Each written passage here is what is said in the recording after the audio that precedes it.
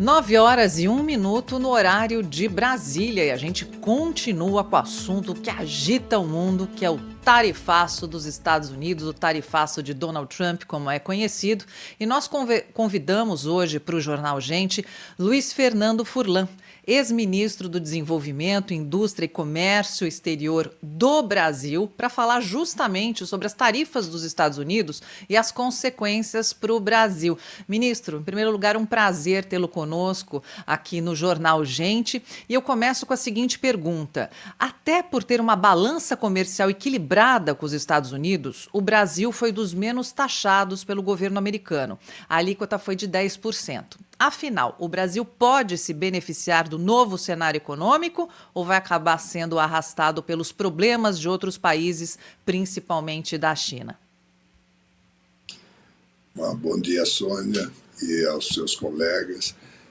E eu acho que sim, tudo somado, entre prós e contras, eu acho que o resultado final é positivo para o Brasil. Vários fatores influenciam. O primeiro deles é que o Brasil é um país que não tem inimigos. Portanto, ele pode fazer negócio com A, B, C, esquerda, direita, o que for. E diferentemente da maioria dos grandes países. O segundo é que os produtos que nós exportamos, a maior parte deles, são essenciais. Quando você fala em grãos, em soja, em carnes e alguns outros alimentos, você está falando que as pessoas não vão deixar de comer. Nesse aspecto,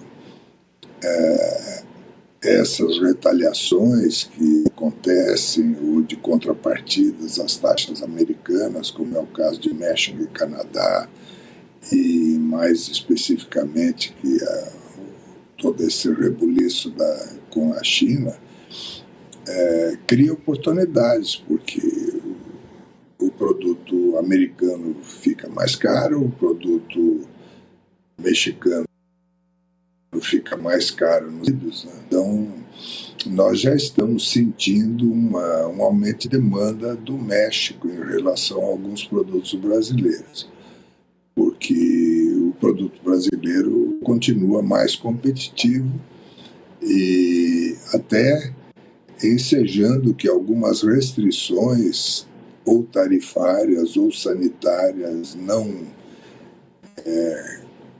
reais, né, estejam sendo removidas, porque a segurança alimentar é uma questão primordial. Há outros produtos que são importantes na pauta brasileira, um deles é o minério de ferro, o outro petróleo. O petróleo, no ano passado, foi o produto número 1 da exportação brasileira, né?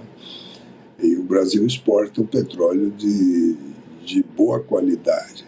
Esses estão sofrendo, as cotações estão caindo e nós vimos a derrocada do preço das ações, tanto da Petrobras quanto da Vale, ontem, né? E na semana anterior. Então, mas commodities normalmente são mercados de vasos comunicantes. Quer dizer, existe uma demanda mundial e existe uma oferta mundial. Se um não compra, outro compra. Se um não vende, o outro vende. E o ajuste acaba sendo nos preços, né? Mas, Ministro, em linhas gerais, eu acredito que essa tributação colocada sobre o Brasil, ela é positiva. Ontem mesmo, em uma reunião de um pequeno grupo que eu participo entre Brasil e Japão, são só 5 de cada lado, um alto dirigente da Toyota já sinalizou que eles estão olhando um novo projeto no Brasil para poder atender a demanda, seja da América Latina, do mercado interno. Então, Eu sou otimista em relação ao Brasil, mas muitas chuvas e trovoadas ainda vão acontecer. Ministro, bom dia, bem-vindo aqui ao nosso programa. Eu queria saber o seguinte, a que o senhor atribui essa surpresa, né? Na verdade foi uma surpresa, pelo menos para os que, como é que eu diria, os leigos, né? Em matéria de política externa, das relações bilaterais comerciais entre Brasil e Estados Unidos, que foi a taxação de 10%. Ou seja, o governo Trump, apesar de todas as diferenças ideológicas, etc., que há entre os dois presidentes, entre os dois governos, o governo Trump atribuiu ao Brasil uma taxação de nação amiga, porque é semelhante à taxação do Reino Unido, que é um tradicional aliado dos Estados Unidos. A que o senhor atribui isso? Por que é que o governo Trump pegou leve com o Brasil, digamos assim? Olha, eles adotaram uma equação matemática que não tem nada a ver com amizade. Se tivesse a ver com amizade, não teriam chutado a canela do Canadá, do México e da União Europeia. A equação é a seguinte: com quem os Estados Unidos têm déficit de balança comercial? Quanto maior o déficit, mais defesa que eles querem colocar para reduzir ou eliminar esse déficit comercial. No caso do Brasil, há um pequeno superávit a favor dos Estados Unidos. Então, o critério deles foi, bom, o Brasil não está explorando, entre aspas, indevidamente o mercado americano, porque nós vendemos mais para o Brasil do que eles vendem para nós. Então, foi um critério discutível, né? Porque não levou em conta o perfil das exportações,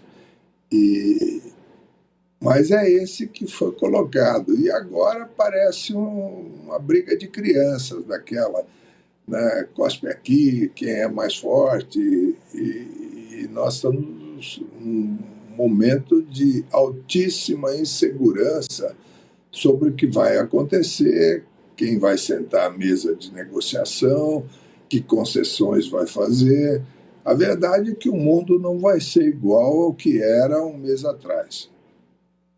A gente está conversando com o ex-ministro da Indústria e Comércio, Luiz Fernando Furlan, que tem uma longa experiência também na iniciativa privada, na atividade econômica do Brasil. Aliás, ministro, o presidente dos Estados, Donald Trump, acabou de se pronunciar a respeito da tarifa anunciada agora há pouquinho pela China. Ele disse o seguinte: este é um ótimo momento para mudar sua empresa para os Estados Unidos da América, como a Apple e tantas outras.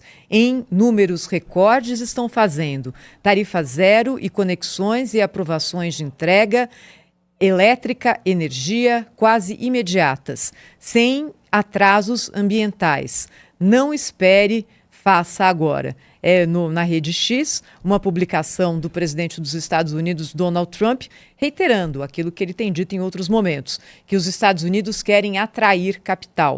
O que eu queria perguntar para o senhor, ministro, é o seguinte: já li algumas avaliações em relação ao Brasil, dizendo assim: o Brasil vai se dar bem nas exportações, no agro, porque outros mercados vão se abrir e a China vai comprar mais da gente, mas a China vai ter que vender para outros países caso esse nível mais alto de tarifas permaneça, imposto pelos Estados Unidos, não nesse patamar de 100 e tantos %, mas é provável que haja uma tarifa maior. E aí a China vai inundar o mundo com seus produtos baratos, inclusive o Brasil, o que prejudicaria a nossa indústria. Como é que o senhor vê essa leitura? Bom, há um certo fundamento nisso, que produtos industrializados e produtos eletrônicos e para consumo tendem a buscar acomodação em outros mercados. O Brasil tem hoje um sistema de tarifas que já contempla os produtos mais sensíveis. E, ao mesmo tempo, há mecanismos seja via OMC ou seja via até bilateral, de verificar se está havendo um processo de dumping, ou seja, de empresas que vendam produtos abaixo do seu custo ou muito abaixo dos preços de referência do mercado. Então, há mecanismos de defesa, mas, ao mesmo tempo, já existem muitas empresas internacionais instaladas no Brasil, né? Eu estive em Manaus na semana passada e recebi uma notícia que existem 12 empresas que produzem aparelhos de ar-condicionado no polo industrial de Manaus. Então, isso poderia ser intensificado com a importação, talvez, de alguns componentes. E, no momento, essa situação é imprevisível, mas o Estado brasileiro tem mecanismos de defesa no caso de comprovação de medidas que estão provocando dumping. Ministro Furlan, minha pergunta para o senhor é a seguinte: nós estamos falando de mercado de trabalho de forma implícita nessa questão das tarifas. Afinal de contas, a Thaís trouxe agora para nós o tweet do Trump, sendo o grande marqueteiro aí, dizendo: venham para os Estados Unidos que nós vamos reindustrializar, temos espaço aqui para isso e temos condições favoráveis. O senhor acredita que dessa história toda nós teremos mudanças nas relações de trabalho? E por que eu pergunto isso? Porque sabemos todos aqui que a mão de obra na Ásia ela é muito mais barata do que no restante do mundo. Por isso os produtos também que vêm de lá acabam sendo mais competitivos do que produtos fabricados em outros locais. Essa guerra das tarifas vai provocar uma mudança nas relações de trabalho, nas regras de trabalho aqui para o lado do Ocidente? Bom, em primeiro lugar, transferir uma fábrica não é igual você trocar de carro, né?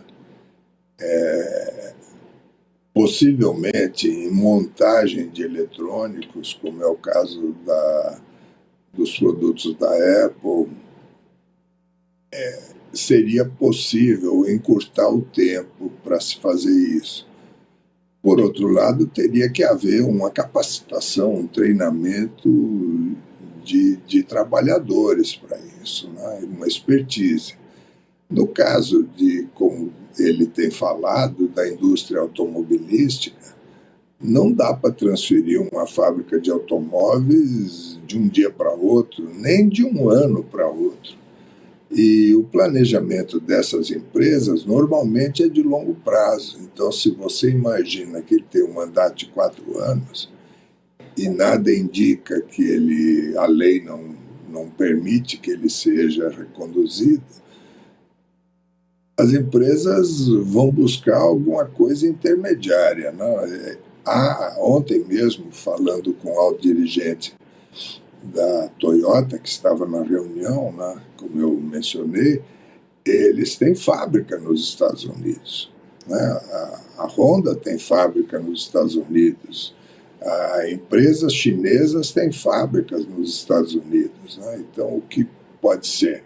A BYD colocar uma fábrica nos Estados Unidos, porque é o maior produtor mundial de carros elétricos, pode ser que haja esse tipo de motivação. Por outro lado, se as relações diplomáticas ficam estremecidas, e nós sabemos que a China é um país onde o Estado chinês tem um poder extraordinário sobre as empresas, não é um livre mercado como existe no Brasil, nos Estados Unidos e outros países, o governo chinês vai ser um protagonista na orientação de eventuais transferências de empresas chinesas para a produção norte-americana. Então,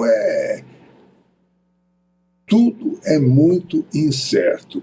Quem disser que sabe o que vai acontecer amanhã, na semana que vem, vai simplesmente dando um palpite, porque a cada dia, né, uma notícia nova. Eu até brinquei outro dia num grupo de amigos que o Trump parece antigo comercial da Casas Pernambucanas, sempre novidades. Cada vez que ele fala tem uma novidade. E muitas vezes só se fala inesperado. dele, né? Hein?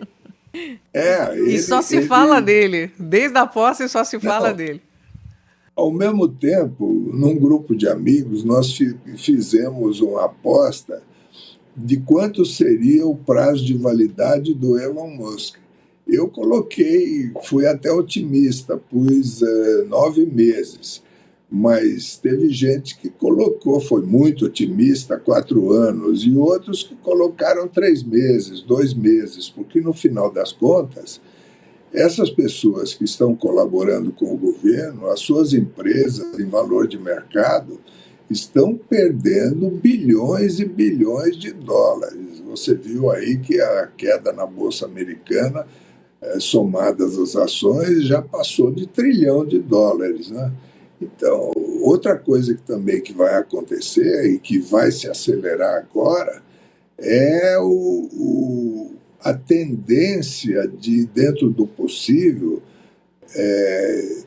não ficar dependente da moeda americana para transações internacionais. Então, isso, vocês podem esperar que o dia de amanhã não vai ser igual ao hoje nem ao ontem.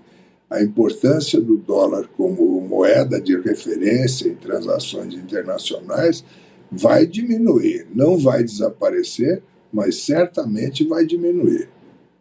Queria agradecer ao ex-ministro do Desenvolvimento, Indústria e Comércio, Luiz Fernando Furlan, falando aqui conosco no Jornal Gente, na Rádio Bandeirantes e na Band News TV. Ministro, obrigada, hein? Até uma próxima. Estamos todos aqui acompanhando passo a passo dessa história e a gente conta com o senhor também para explicar aqui para o nosso público o que é que está acontecendo. Obrigada. Obrigada, ministro. Obrigado a vocês. Hoje à tarde, só para dizer, eu estou aqui em Brasília e nós vamos ter uma reunião com o presidente interino, Geraldo Alckmin, lá no MEDIC, com esse grupo de empresas japonesas, grandes investidores no Brasil. Então, provavelmente, nós vamos ter aí algumas novidades do ânimo das empresas japonesas em relação ao Brasil. Ministro, uma oportunidade para o Brasil. Vamos fazer que nem fez Donald Trump, né? Atenção, venham para cá, invistam no Brasil. Aqui a gente tem condição, tem estrutura, mais ou menos. Mas vamos dizer que tem, invistam no Brasil também. Boa sorte para o senhor, hein? Obrigado. E a vocês também. Parabéns pelo trabalho que vocês fazem. Eu sou cliente de carteirinha da Band News. Obrigado ao ministro Furlan que conversou conosco, 9 horas e 18 minutos já da manhã desta quarta-feira. Você está acompanhando o Jornal Gente pela Rádio Bandeirantes, também pelo canal Band News TV. E você que está na internet está nos acompanhando pelo aplicativo Band Play, que transmite ao vivo todas as manhãs o Jornal Gente, que volta já. Rede Bandeirantes.